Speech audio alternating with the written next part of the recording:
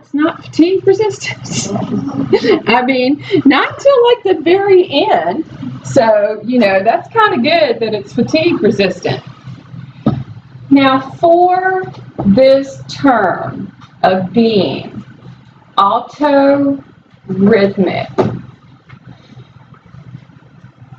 what's about the norm for the heartbeats per minute?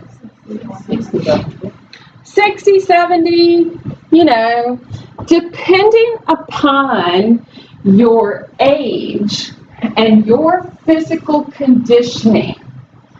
The better you're physically conditioned, at rest, does your heart beat faster or slower? Slower. Okay? And then if you're very well physically conditioned, when you're actually busy doing the activity, does your heart beat as fast as someone like me who's not? No, my heart's going to beat faster. Okay? This autorhythmic, when you look at the structure of the heart, what we're going to find in the right atria, and I'm trying to figure out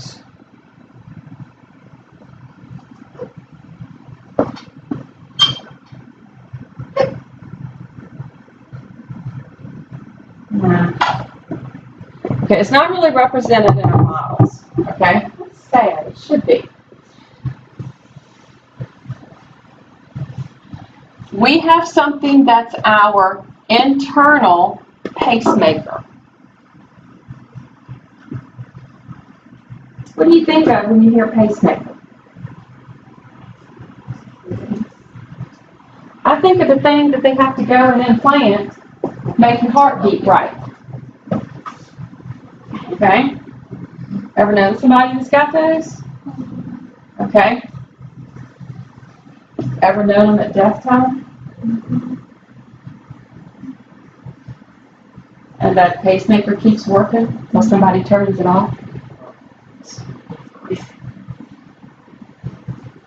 Did y'all know that?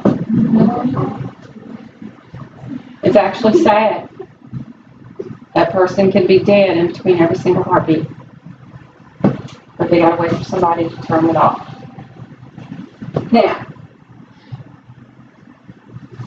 nerve-like conduction pathway.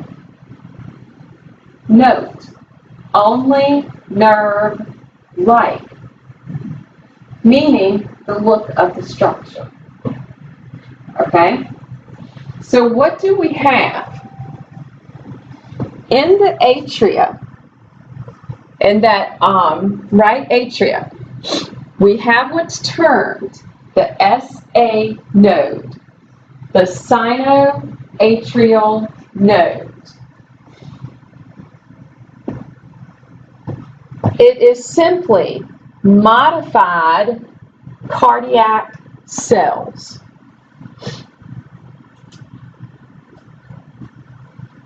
It's not nerve tissue. It's not endocrine tissue.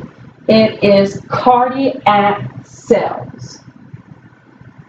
They're just modified a little bit.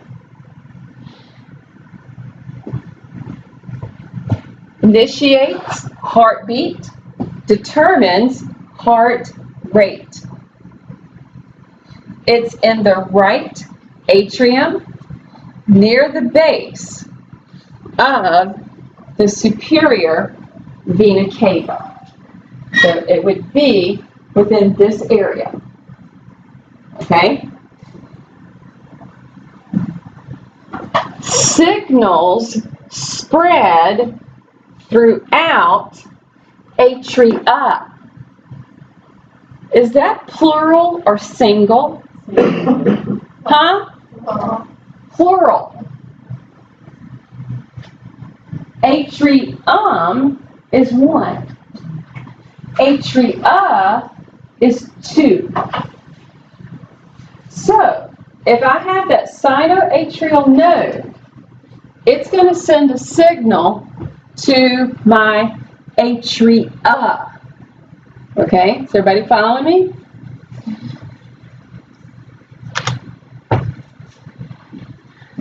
I then have an atrioventricular node. Once again, between my atria, my ventricle.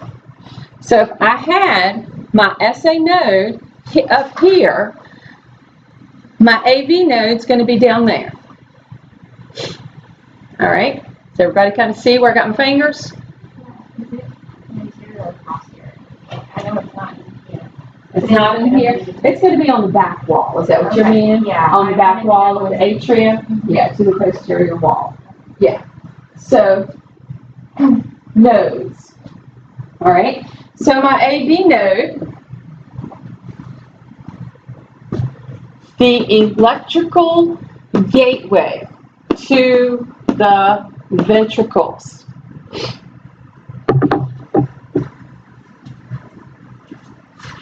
What we're going to see is it's going to have the bundle of His. All right?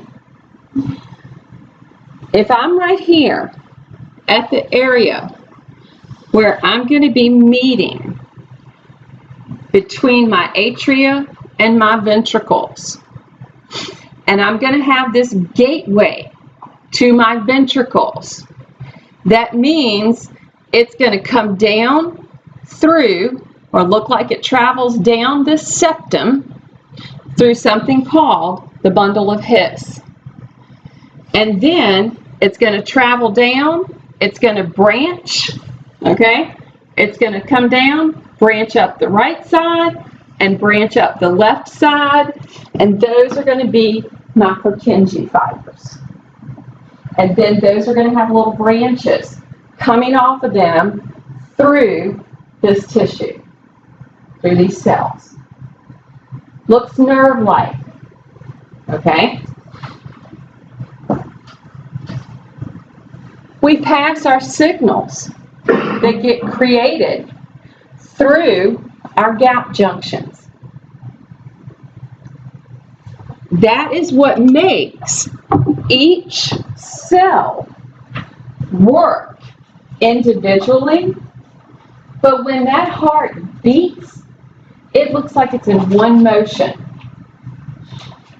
At what point of the heart does the contraction begin?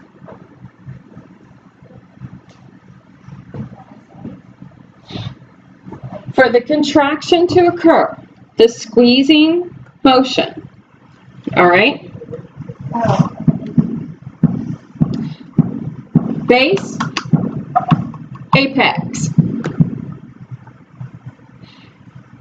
This motion, it looks like it's a ringing motion, starts down here, and because what that does is that ringing motion, that contraction, allows the blood to be pushed into these major arteries, going to either the pulmonary or the systemic circuit. Does that make sense? So, to get this, to do it, okay, to get this electricity, we're not looking at anything from the nervous system, nothing from the endocrine system, okay? We're dependent on that. This area in the heart that are the modified cardiac cells. This sinoatrial node. How does your heart know this new cell push the case up? So that it will be, in other words, meeting the demand. It's going to actually be dependent on pressures. Once again, pressures. Because think about it, if we increase our physical activity, we're increasing the return of the blood to the heart, which is then going to affect the pressures. And we're going to need the heart to beat faster. And it's going to adapt to that.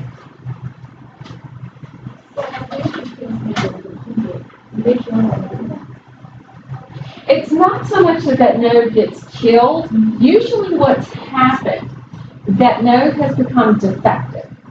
The cells that are there that should be functioning to make the heart beat, something has happened to either interrupt that pacemaker node, the SA node, interrupt those cells in some way. And when that happens, the heart then becomes dependent. It can become dependent on the AV node to start the heartbeat. But see, that's a delay in the heartbeat, and that's going to actually slow the heartbeat. If it can't be dependent on the SA node or the AV node, usually the beats are so low, the person's going to die. So something has happened within those actual modified cells. And that's when they come in, put the pacemaker can send a little electric shock to the AV node, and from there, keep the heart beating at the normal rate. So when your heart's actually in relaxation, so is that after the SA node fires, the AV node fires, the ventricles contract? That's after the ventricles contract, you have the relaxation. Yep. So all of those have occurred. You have to have sinoatrial node go to each atrium, and that begins their contraction, which means that there's a little bit of a push of the blood into the ventricles. Then you have that SA node travel to the AV. AV goes through the bundle of His up through the Purkinje, and then that's the ventricles contraction. So when one is contracting, one is relaxing. Atria versus ventricles. But I guess when it says when the heart relaxes, and I get that it relaxes in different parts, did it talk about the ventricle relaxation normally? For the most part. Okay. Yeah, for the most part. Because that's where you're going to find the bulk of those myocardial sites, those cardiac cells. So here's what will happen for the heartbeat. What we're going to see is the SA node fires. There doesn't have to be anything. It just does it. All right? You're sitting here right now, no physical activity, waiting for me to say, okay, see you on Thursday, okay? So you can start that physical activity, jump up out of that seat, hit that door, okay? But as you're sitting here right now, all y'all are waking up, so I'm guessing this is working, okay? You know, so SA node fires. Now watch what happens. The SA node fires, and it fires to both atria. Is there anything over here in the left atria? No. However, it sends that electricity to the left atria. So we get the SA node firing first. Then it spreads through the atria, hits the atrioventricular node. The atrioventricular node goes into the bundle, also known as the bundle of His. Note that that is in this ventricular septum, in between these ventricles, okay?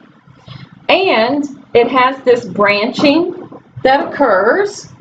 So from the AV node, where it gets the electricity, it branches, travels down, get to the apex, and then it begins to move upward.